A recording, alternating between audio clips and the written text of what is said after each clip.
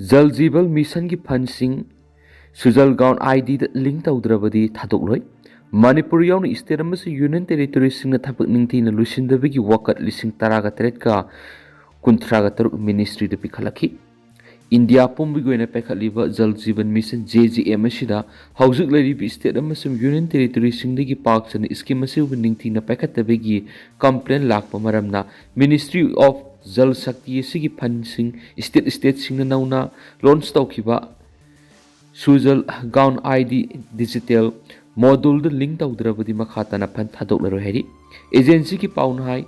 Makhatara duna leba asigi oina khudong saraba complaint lising taraga treka kuntraga taruk Ministry of Jal Shakti da thangalakre haireba complaint sing asi maru oina thabak ningthina paikhataba financial irregularity yamna leiba khungang sing da ising pipe sing ningthina samdaba amadi khungang amadi arapa sing gi lamsing da yum da tuti konjil haptaba sing asine hairi Ministry gi anawba directive asi state singna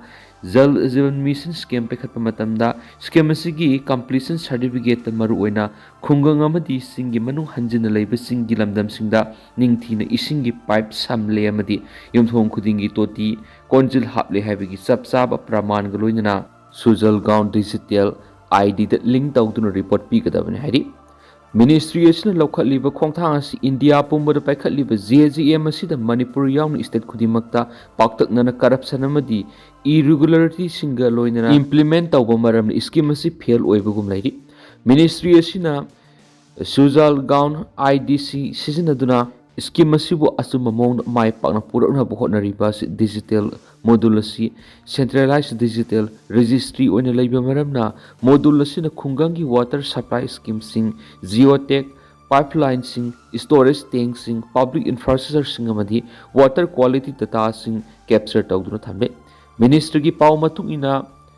Sujal Gaon ID digital module asi Sujalam Bharat F na design tawani app asina JJM scheme gi makhara karamba water supply sing gi makhara yumthong khudimakti ising piri haibadu ningthina map tawdun thamle aduga module asigi makhara maruoina khungangi mafam sing afaba ising supply tawnabegi scheme asi digitally monitor tawduna unify oiba national asset registry oina thamlagani masina JJM scheme asida corruption tawba mari scheme asibu lana paikhatliba sing laina khangdokpa ngamlagani Ministry ki report matung ina JJM scheme na senja thumja tawba madi lana paikhatliba departmental officer satruka kunga mathoi contractor samapan go humfuga mapan amasung third party inspection agency chamaga yankai humdoi gi mathakti action launaba thabak sing pakhatkri hairiba sing asigi manungna Manipur state ki su yauri panba yai JJM scheme asi English ngani ga taraga mapana prime minister na launch tawduna India pumbi gi oina English ngani ga kunga mari phawada yumthong khuding ni ising phanganaba panamna pakhatkibani adubo scheme asi English ngani ga kunga mari da loikhrabasu union budget na scheme asi English ngani ga kunga ni pan phabu makha sathagani haina lakthokibadigi scheme asi nauna amu hingat hankibani hairi Asengba ngamkhai khangdoknaba sambal khawada Yelhoumi singna phirep Louminarasi laisio Indo Myanmar border ki fencing khabagi thabas state asida thoklibi irang asigi sentiment yenglaga thabak tahongamsi madugi muhutta fencing asi lamdam asigi asengbi area du khangdolaga fencing tahonbada lamdam asida lairibi yellow furuk khudimangna amat oina phirep Louminarasi haina phongyar asigi MLA laisio kaising appeal torakli Haribu apam si Kamjong district ki Phungyar AC ki manungsa nasu leiba Manipur ki border area da leiba aroiba khul oiriba Kasung village ki hauju oiriba phibam sing yengsin ma lakpa haikibani khongchara duna laisio na makha tara duna Manipur thoklibi irang asin maram oiraga aikoi ki aseng lam gi area khangdrabadi border fencing taw haina lauriba matam amada soidana ningam da lakhani masigi mayek laraba khudamasi Manipur gi lam oiramba Cabo Bilibu Myanmar pithokhlambada ngasi phaw ningamdaba lairibasini maram asina laiminariba furuk khudimangna fencing gi matang asida tung koiba mi ama yenglaga puna thabak tawmina basangi maru oina haus Manipur gi lairiba border sing asi lepkiba matamadu da lakhiba India gi security agency amadi official singna thamoi singna thabak tawkhidi haibasisu kaukthokpa sumdeki Amaram the border area da paikhatliba lambi thong semga sakatpegi matang de MLA laisio na makha taraduna Rural area ki lambi thong sengba sakat pigi thabak tawriba Rural Development Department asi Manipur gi oinadi fail oire. Adugumba Public Works Department asi su official singna seal yamna lemba thabak thibada lambi koilas thabigi mutta singda anauba lambi kaklaga lairi. Border area da leiba khul singi lambi thong fokat hanana bhaibasi mafam asida leiriba miyoi sing mafam asi thadoktuna atopa mafam da satnabigi maram amani. Kariguma border area da leiriba khul singa sina khul thadokiba matamda mangjagadabasi ekhoi punamakini. Aduna border area da leiba miyamasi nungaina lehanaba hotnamina basangi loinana mahaki maikaidigi su area sigi lambi thong asibu fokat hanana hotnarabasu department amadi thikadar singna thamoi sengdabana madugi kanaba phangdri. Masina maram oiraga khunja singna nongju tha lakani khanbada awabu oinari iramsigi matana lenga ki mari leinaba singda hairabasu sap saba action amata lokhatri ex minister N Beren yauna BJP gi MLA kun Delhi mifam yaruna ba Imphal thadokre hayeng phamga doriba BJP gi mifam asida maru oina Manipur gi issue yauna anauba lenga ama semna ba khanna ba loinana mifam aduda maite amasung koki gi BJP gi MLA singsu una handuna state asida tangdulai taba purakna bogori sanagani haibigi pau lairi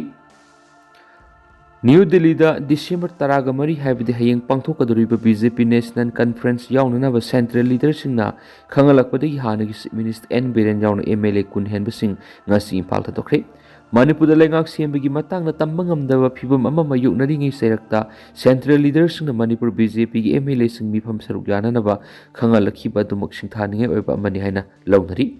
Manipur gi oinadi anauba lenga ama semlakpa yabigi khudam amara haibadu kupna hinari Manipur anauba lenga ama lehananaba miyam amadi BJP Manipur gi MLA singna center gi lusingba singna haukiba thakya gi mamangdagi taknaduna lakhibini Imphal thadoklamdai da BJP MLA singna paumi singda phongdoklamkibada Delhi da pangthokodariba mifam asigi matangda afaba tanja ama lakpa yai haibigi thajaba thamli Atopa paugi likhun kharagi matung inadi Manipur BJP MLA sing hakthengna kaurakibadu anauba lenga ama semnabagidam oirambi haina phongdoknarakli makoibu kaurakibagi sapsaba maram khangmangamdri adumainama central leader singa unaraba matung kari no haiba sapsana khangani Imphal thadoklamdai singjama AC gi MLA yumnam khemsana phongdoklamkibada meeting kaurakpagi maram Delhi yoraba matung sapsana khangmangamani Manipur tangdu leitaba phibam hanjin hanba haibisida mahaki oinadi akhanaba miyeng thamleki wabaga AC gi MLA usam deben hai Manipur anauba lenga ama December aroiba sayol natraga January ahanba sayolda semlabaye thamaiban AC gi MLA khmoksum joikisan hai meeting korakpagi maram sapsana khangalakti adumainamak Manipur anauba lenga sembaga mari leinagani haibigi thajabale ngasi Delhi gi damuk Imphal thadokraba MLA singadugi manungda hanagi minister N Beren Asabuddin Sagol Sem KB Thongam Bisorjit Paunam Brojen KICC Ibomsa Thoksom Sedrabata K Robindro Tongbram Robindro Kumoksum Joikisan Usam Deben Y Khemchana singba yauri Athubada Aadhar copy sing sizinaba ban tawragani UIDAI na QR based verification satna hananaba thawrang tokhrei Unique Identification Authority of India UIDAI na Aadhar photocopy sing sizinaba ban tawnaba thawrang lokhrei Aadhar photocopy sing sizinabagi mahutta secure oiba digital verification QR code ki kuthangda amasum Aadhar apps oina sizinaragani hari UIDAI gi thawrang asi paperless system da Aadhar verification safety oina satna hanba yanabagi damaktan hari agency ki pau matung ina India gi citizen sing lisang sin Aadhar gi photocopy sing asi standard routine oina bapam kudimakta sizinari hotel sing telecom store event organizer ticketing amadi maru oiba thabak thoram kudimakta Aadhar photocopy sing sizinaduna lakhibane dubu UIDAI gi anoba khongthang asi hauji citizen kudimakna paidaba yadraba Aadhar number sing asi kadai phawba safety oi habadu kupna khanaraba matungda citizen khudimaki Aadhar number asi safety oina madi sensitive oiba mong masa masa gi Aadhar number asi atopa miyoina lana sizinadana bagidama lokatpa khongtha amani hari anaba khongtha asi gi matungina masa masa gi Aadhar du nauna verify tawna bagidama UIDAI da register tawgadabani UIDAI register tawbi khudong sabasing asi anoba khongthang asiga iroinana hotel sing telecom company sing event organizer sing amadi Aadhar darkar oide haba thabak thoram sing gi mafamda register tawhanduna verify tawnabagi khudong saba lehengadabani hiramasi gi matangda UIDAI gi CEO na hai hairiba rules asi officially approve tawkhre miyamna soidana mek official oina notify tawragani haidi